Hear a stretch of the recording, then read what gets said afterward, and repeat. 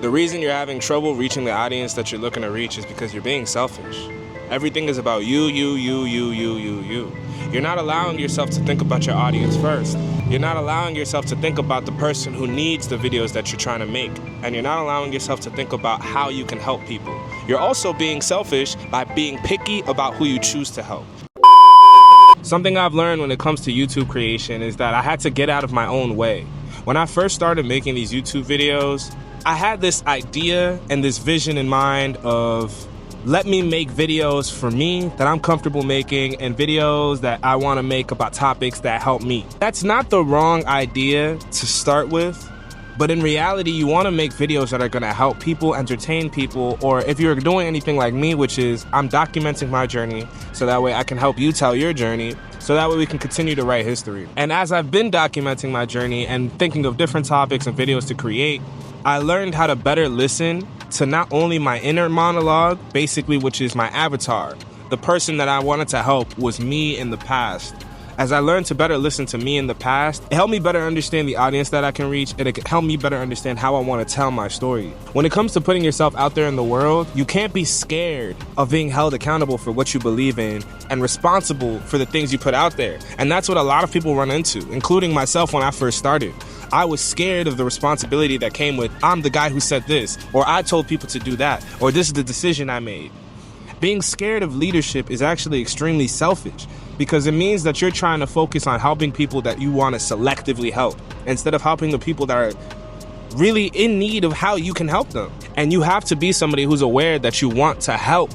Not just help when it's convenient for you, but you want to help people. If you're focused on helping people in order to make a profit and you're not genuinely interested in helping the people by telling your story or sharing how you got better, you're not going to be successful and you're not going to grow the way you would like to.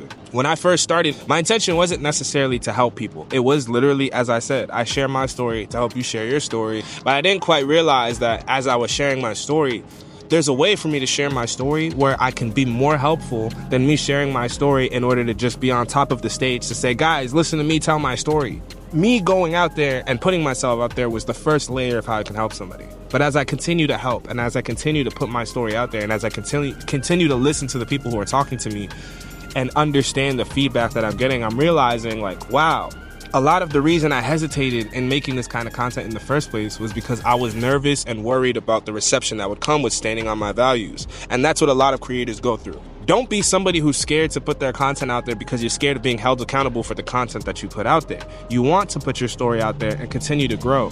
Taking something out of context from somebody who shares something is not a good way to make a decision on somebody. But watching somebody through their journey is a better way to decide whether if that person is somebody that you want to follow, subscribe to, learn from, or support. As I've continued my YouTube journey, it's just become a lot easier for me to be transparent and share my story. I also want to be clear with the audience that I'm sharing. I'm already living my dream. I can make more money, which would be awesome, but I'm already living my dream. My dream is sharing my story. My dream is traveling the world. My dream is connecting with people. That's stuff that I've already done, and that's stuff that I'm continuing to do. I love what I do, and I want to continue to do it, and I hope that I can share that dream more with you, and I can help you achieve your dream as well. But the key here in understanding is that I'm not sharing my journey just for the sake of standing at the mountaintop and saying, hey guys, look at me. I'm sharing my journey so that more people out there can understand how to get out of their own way. When I first started out and understanding I wanted to be somebody in entertainment, somebody in the creative field, I ran into so many problems that was just, when I look back at, it was just me getting in my own way.